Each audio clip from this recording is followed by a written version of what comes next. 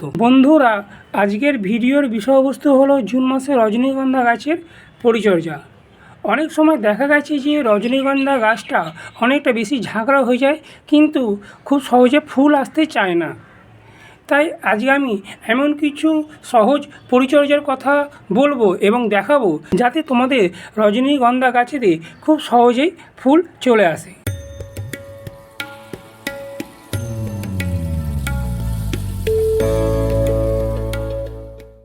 নমস্কার বন্ধুরা, ভারত এবং বাংলাদেশ যেখান থেকে দেখছো না কেন, সঞ্জয় হর্টিকালচারের পক্ষ থেকে জানাই স্বাগত।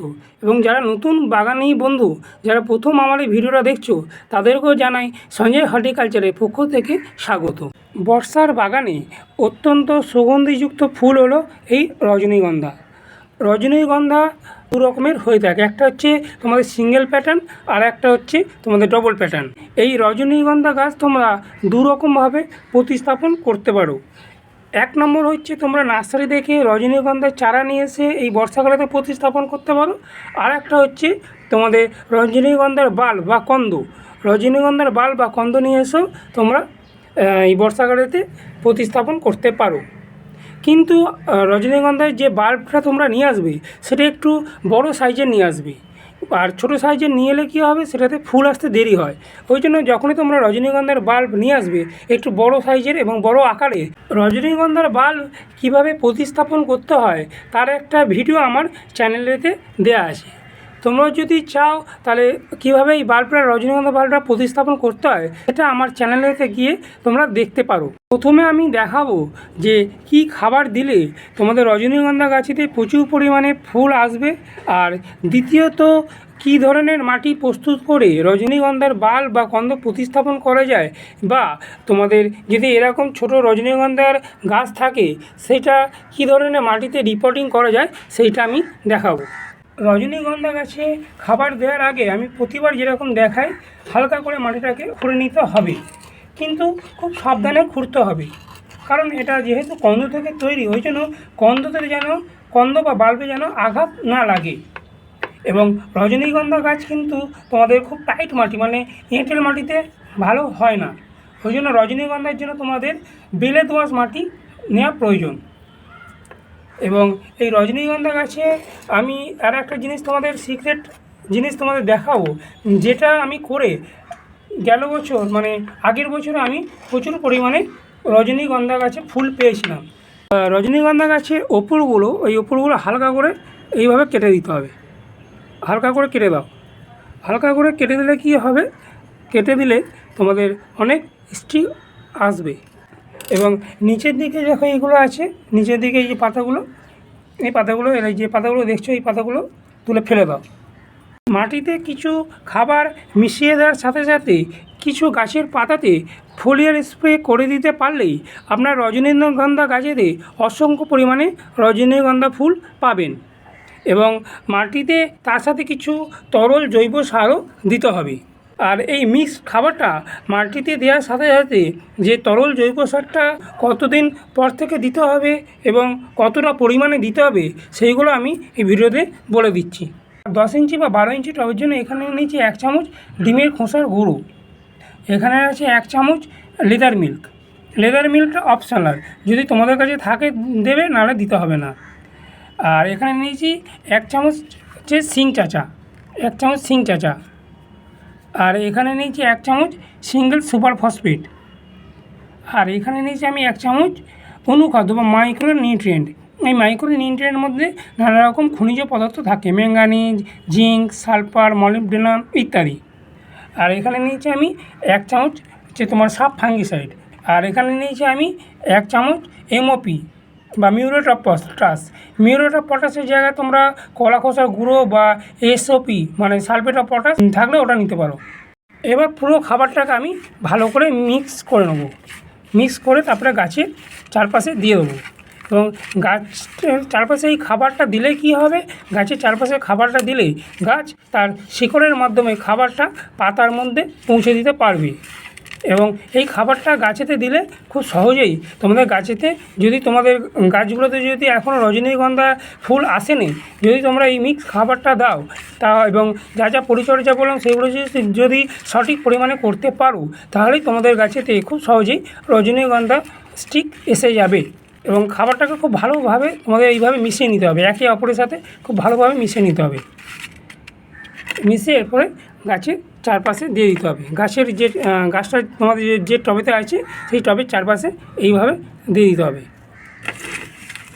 এবং এই মিক্সড খাবারটা তোমাদের মাসে একবার করে দিতে হবে। এবং এই মিক্সড খাবারটা তোমরা সকালের দিকে দিলে খুব ভালো হয়, দুপুরের দিকে তোমরা এই মিক্সড খাবারটা দেবে না। আর যেহেতু এখন বর্ষাকাল, ওই জন্য মাটি সবসময় ভিজে ভিজে আছে, ওই জন্য গাছে খাবারটা দিয়ে খুব সামান্য পরিমাণে তোমাদের জল দিয়ে দিতে হবে। বেশি জল দেওয়া চলবে না, বেশি জল দিলে কী হবে, আবার কন্দরা পচে যাওয়ার চান্স থাকে, ওই জন্য বেশি জল দিতে হবে না, সামান্য পরিমাণে জল দিয়ে দিলেই হয়ে যাবে। গাছেতে জাস্ট এইভাবে হালকা হালকা করে জলটা দিয়ে দিতে হবে। গরমকাল হলে ভর্তি করে জল দেওয়া যেত, যেহেতু এখন মাটিটা অনেকটাই ভিজে, ওই জন্য খাবারটা দিয়ে সামান্য পরিমাণে জলের ছিটে এইভাবে দিয়ে দিতে হবে। এটা গেল রজনীগন্ধা গাছেতে প্রচুর পরিমাণে ফুল আনার জন্য খাবারের ব্যবস্থাপনা। এবার আসা যাক এই ছোট্ট রজনীগন্ধা গাছটাকে কী ধরনের মাটিতে রিপোর্টিং করব, বা তোমরা যদি কন্দ বা বাল্ব তোমাদের কাছে থাকে, তোমরা কী ধরনের মাটিতে কন্দ বা বাল্বটা লাগালে এরকম ঝাঁকড়া একটা রজনীগন্ধা গাছ পাবে। আমি এই ছোট রজনীগন্ধাটাও একটা রজনীগন্ধার বাল্ব থেকে তৈরি করেছি। এই বর্ষাকালে তোমরা খুব সহজেই রজনীগন্ধা গাছে রিপোর্টিং করতে পারো। বন্ধুরা, রজনীগন্ধার এই গাছটাকে আমি একটা 10 ইঞ্চি টবে রিপোর্টিং করব। তা 10 ইঞ্চি টবে রিপোর্টিং করার জন্য মাটি নিচে 1 ভাগ, ভার্মি কম্পোস্ট 1 ভাগ, আর 1 চামচ সাব ফাঙ্গিসাইড আর 1 চামচ নিম খোল।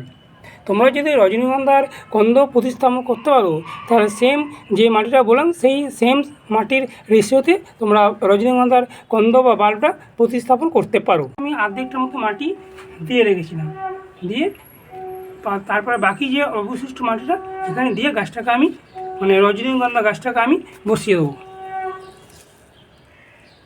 এইভাবে মাঝ বরাবর রজনীগন্ধা গাছটাকে বসিয়ে দেবো। এই সময় রিপোর্টিং করলে কী হবে, এই সময় রিপোর্টিং করলে তোমরা বর্ষাকাল জুড়ে পুরো রজনীগন্ধা গাছটা থেকে ফুল পাবে। আর এই বর্ষাকালের সিজনেতেই রজনীগন্ধা গাছেতে অসংখ্য পরিমাণে তোমাদের ফুল আসে। আর একটা মজার বিষয় কী জানো বন্ধুরা, আর একটা মজার বিষয় হলো এই রজনীগন্ধা গাছে কিন্তু শীতকালে ফুল দেয় না। তখন কী করবে, তখন তোমরা এই রজনীগন্ধা গাছের সব পাতাগুলো কেটে দেবে, কেটে দিয়ে পুরো গাছটাকে তুলে নেবে, তুলে বাল্বটাকে আবার নতুন করে প্রতিস্থাপন করবে।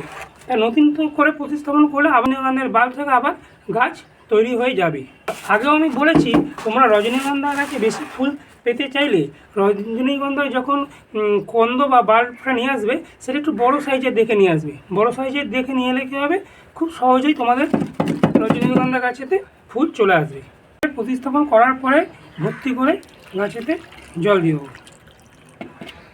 জল দিয়ে গাছটাকে যেরকম অন্যান্য গাছের মতন 1 সপ্তাহ ছায়াযুক্ত জায়গাতে রেখে, রজনীগন্ধা গাছটাকে যেখানে 6 থেকে 7 ঘন্টা রোদ্দুর আসে সেরকম জায়গাতেই এই রজনীগন্ধা গাছটাকে রাখবে, তাহলেই কিন্তু তোমাদের অনেক ফুল এই গাছেতে এসে যাবে। রজনীগন্ধা গাছের মাটিতে যে জৈব তরল সারের কথা বলেছিলাম, সেটা হলো আমরা যে পাকা কলা খাই, সেই পাকা কলার খোসাকে 2 থেকে 3 দিন জলেতে ভিজিয়ে তার সাথে সম পরিমাণ জল মিশিয়ে 10 দিন অন্তর অন্তর গাছের মাটিতে দিতে পারো। পাকা কলার খোসা হলো বা পেঁয়াজের খোসা হলো বা আলুর খোসা হলো, যদি সম্ভব হয় তাহলে তোমাদের মাসে 2 বার করে তোমরা NPK 19-19-19 বা NPK 20-20-20 2 গ্রাম 1 লিটার জলের মধ্যে গুলে সকালের দিকে গাছের পাতাতে এবং মাটিতে দিয়ে দেবে। রজনীগন্ধা গাছ অ্যাসিডিক মাটি পছন্দ করে, তাই মাসে 2 বার করে তোমাদের 1 চামচ কফি পাউডার ও 1 চামচ হিউমিক অ্যাসিড 1 লিটারের জলে গুলে এরকম 10 ইঞ্চি বা 12 ইঞ্চি টবে 500 ml করে মাটির চারপাশে দিয়ে দিতে হবে। এই কাজটা করতে হবে মাসে 2 বার করে, তাহলেই দেখবে তোমাদের মাটিটা অ্যাসিডিক হয়ে গেছে, এবং মাটিটা অ্যাসিডিক হয়ে গেলে গাছে অসংখ্য পরিমাণে তোমাদের ফুল আসবে। আর মাটিটা যদি ক্ষারীয় হয়ে যায়, তোমরা যতই মাটিতে খাবার দাও তাও কিন্তু গাছ গ্রহণ করতে পারবে না।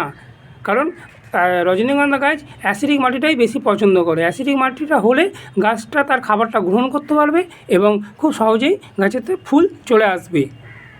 আর মাসে একবার করে যে কোনো একটা অনুখাদ্য বা মাইক্রোনিউট্রিয়েন্ট গাছেতে স্প্রে করতে হবে। যদি সেটা লিকুইড আকারে থাকে তাহলে 1 লিটার জলে 30 ফোঁটা, আবার যদি সেটা ডাস্ট আকারে থাকে তাহলে 1 লিটার জলে 2 গ্রাম দিয়ে সকালের দিকে বা বিকেলের দিকে গাছের পাতাতে স্প্রে করে দেবে এবং তার বাকি জলটা গাছের মাটিতে ঢেলে দেবে। মাসে একবার করে পেস্টিসাইড এবং ফাঙ্গিসাইডটা গাছের পাতাতে স্প্রে করে দেবে। তাহলে দেখবে গাছেতে কোনো রকম ফাঙ্গাসজনিত লক্ষণ দেখা যাবে না বা কোনো রকম পোকামাকড়ের আক্রমণ দেখা যাবে না। বন্ধুরা, এটা গেল রজনীগন্ধা গাছের বর্ষাকালীন জুন মাসে পরিচর্যা।